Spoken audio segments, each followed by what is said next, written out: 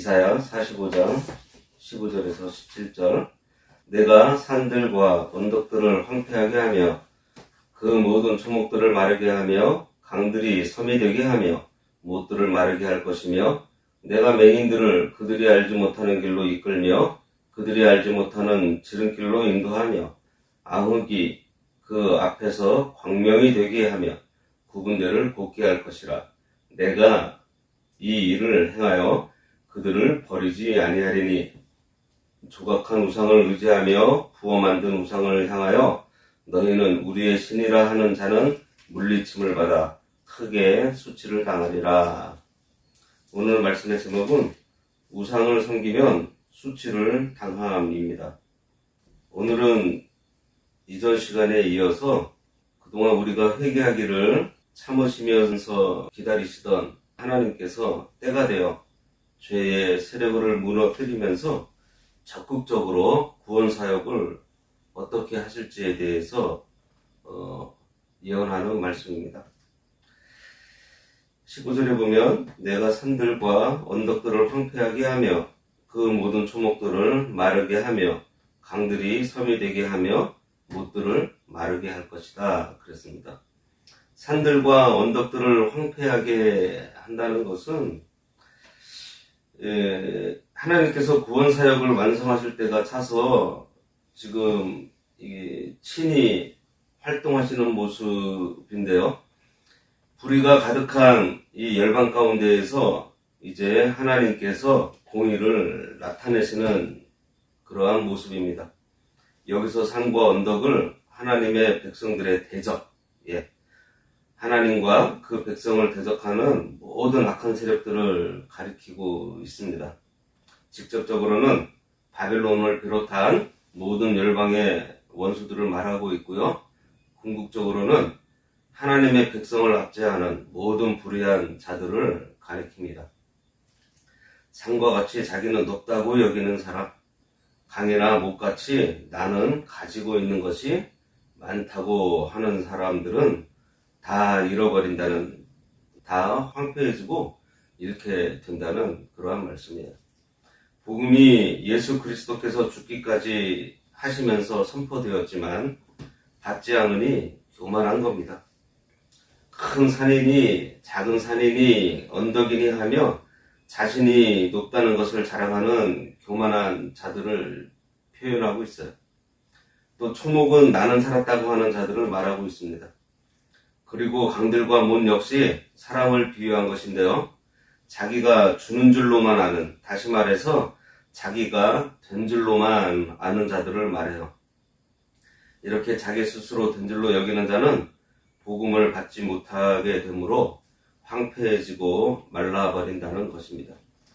예수님께서 이 땅에 오셔서 가장 먼저 가르쳐 주신 것이요, 우리 인류는 모두가 죄인이라는 거예요. 그래서 예수님 아니면은 아무도 하나님 앞으로 나갈 자가 없다는 것입니다.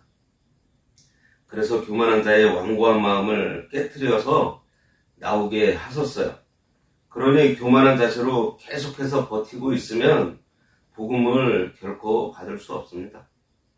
예수 믿고 난 다음에도요, 교만할 수 있어요. 왜냐하면 우리들에게는 아직도 이 육신의 부패성이 자리 잡고 있기 때문입니다. 이렇게 교만하면 하나님께서 주시는 은혜 누리지 못합니다. 이 말씀은 종말론적 예언으로는 하나님의 복음을 믿지 않고 불순종하는 나라와 민족들은 결국 하나님의 심판을 받게 될 것을 예언하고 있어요. 16절 내가 맹인들을 그들이 알지 못하는 길로 이끌며 그들이 알지 못하는 지름길로 인도하며 암흑이 그 앞에서 광명이 되게 하며 굽은 데를 곱게 할 것이라. 내가 이 일을 행하여 그들을 버리지 아니하리니 내가 맹인들을 그들이 알지 못하는 길로 이끈다 그랬습니다. 여기서 맹인은요, 죄로 말미암아서 이 영적인 눈이 어두워져서 하나님을 배반하다가 징계를 받고 암흑 같은 그 포로 생활을 하는 이 유다 백성들을 말하고 있습니다. 그리고 궁극적으로는 죄의 압제에 시달리는 우리 모두를 말하고 있어요. 따라서 이 말씀은 먼저 포로 생활 중에 태어난 이스라엘 백성들이 바벨론으로부터 해방되어서 그들이 전혀 가보지 못한 땅을 통과해서 이스라엘 땅으로 귀환하게 될 것을 예언하는 말씀이에요. 이것은 또한 궁극적으로는 모든 죄인들이 전혀 상상하지 못하는 신비한 방법, 예수 그리스도의 십자가 사건으로 구원에 이르게 될 것을 예언하는 말씀입니다. 오늘날에도 자신이 죄인인 것을 인정하면서 부족한 사람이라는 것을 깨달아서 저는 아무것도 아닙니다, 맹인처럼 아무것도 볼 수가 없습니다 하며 하나님 앞에 나와 고백하고 그 하나님께서 이끄시는 대로 순종하는 자를 하나님께서 그 손 붙잡아 주시고 이끌어 주신다는 거예요. 성경을 읽고 공부할 때에도 자기 스스로는 하나님의 뜻을 알 수 없다는 부족한 자인 것을 인정하면서 하나님께서 깨닫게 해주시길 기도하고 성경을 읽고 배우고자 하는 자는 하나님께서 깨닫는 은혜를 주십니다.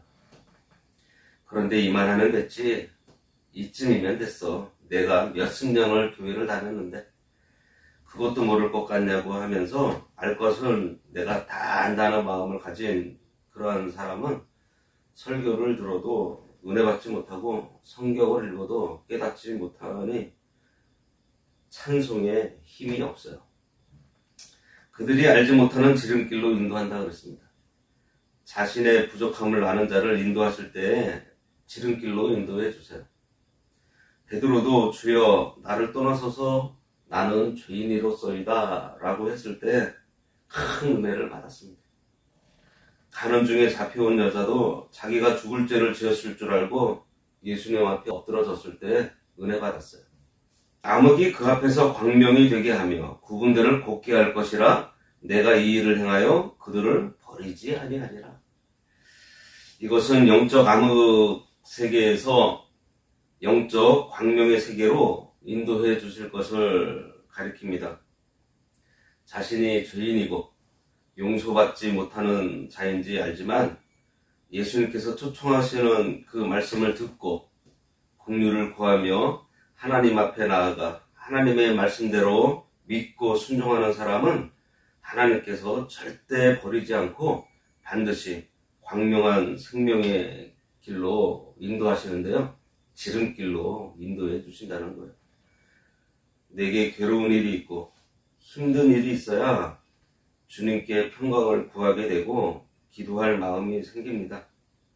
또 생활에 어려움이 있어야 해결해 주시길 기도할 마음이 생겨요.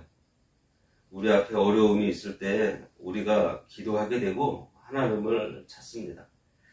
이렇게 자신의 노력으로 안 되는 줄 깨닫는 자가 기도함으로 하나님으로부터 응답을 받게 되고 또 은혜를 받습니다.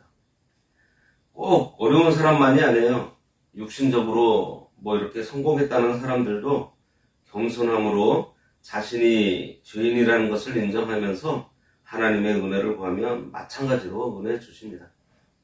사람들이 보기에는 저런 사람은 세상에 아쉬울 것이 없겠지 싶은데도 믿음 생활 제대로 못하고 하나님께서 우리들에게 맡겨주신 사명 전도하지 못함으로 하나님께 능력 달라고 안타까워하며 기도하는 사람들이 있어요. 자기가 아무리 세상적으로 인정받고 있다고 해도 하나님 앞에서 자신이 죄인이라는 것을 깨닫는 사람들이 있습니다. 또 어떤 사람은요, 다른 사람에게 사랑을 나누지 못하는 자신을 발견하고 사랑하는 마음을 구하며 기도함으로 응답받고 실천하는 사람들이 주변에 얼마나 많이 있습니까?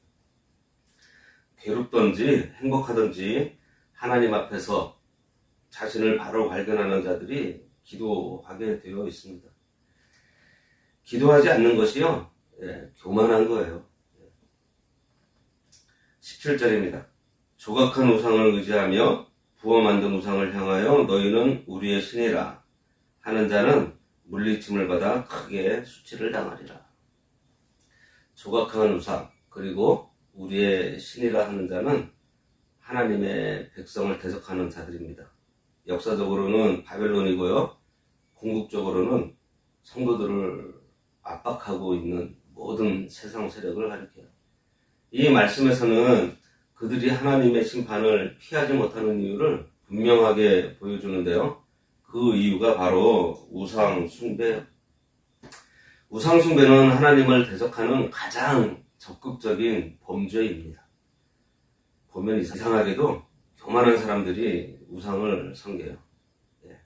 자기가 자기를 섬기는 것을 만들었으니 얼마나 교만한지 모릅니다. 우상 숭배자들은 결과적으로 자기가 하나님을 만든 거예요. 그런데 예수 믿는 사람들 중에도 교만해서 우상 섬기는 자들이 있습니다. 하나님 말씀대로 믿지 않고 내 눈으로 보고 내 귀로 들어서 체험을 따라 믿으려고 하는 사람들이에요. 보고 믿겠다는 것은요, 하나님을 믿는 것이 아니고 자신의 눈을 믿는 것입니다. 안목의 정욕을 따르는 거예요. 인류에게 죄가 들어올 때 안목의 정욕이 제일 처음에 작동했습니다. 하와가 선악과를 바라보았을 때 보암직도 하고 먹음직도 하고 지혜롭게 할 만해서 따먹었다고 했어요.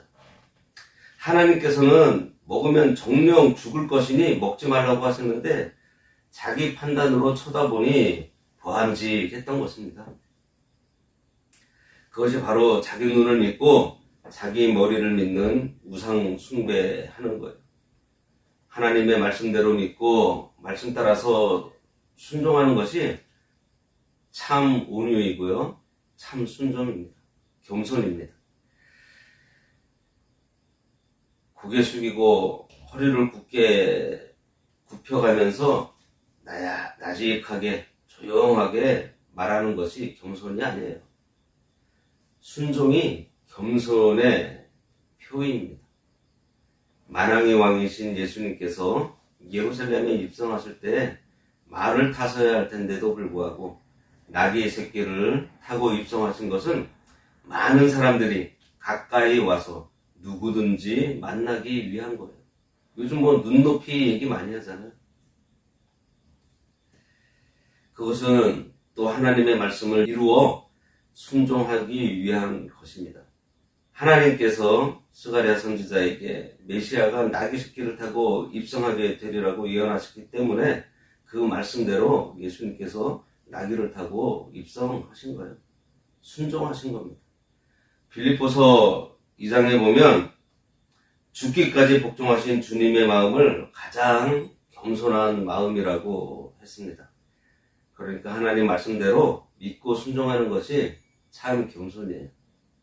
결국은 우리가 우상을 만들고 섬기는 것은요, 자기를 사랑하는 것이고요, 교만하기 때문입니다. 기도하겠습니다. 하나님 외에 다른 신을 섬기지 말라 하신 하나님 아버지, 저희들 오로지 하나님만 바라보며 하나님 말씀대로 믿고 순종하여 예수님의 온유 겸손함으로 살아가도록 인도하여 주시기를 간절히 바라고 원하옵나이다. 하나님 아버지, 교만하지 않게 하여 주시옵소서. 저희들 안목의 정욕, 이생의 자랑으로 너무나 자주 높은 산이 되고자 할 때가 많이 있습니다. 이러한 저희들 아버지께서 꺾어주시고 예수님의 그 마음을 저희들 닮아가는 그러한 인생 되도록 강권하여 주시기 원하오며 예수님의 이름으로 기도드리옵나이다. 아멘. 하늘에 계신 우리 아버지여, 이름이 거룩히 여김을 받으시오며 나라가 임하시오며 뜻이 하늘에서 이루어진 것 같이 땅에서도 이루어지이다.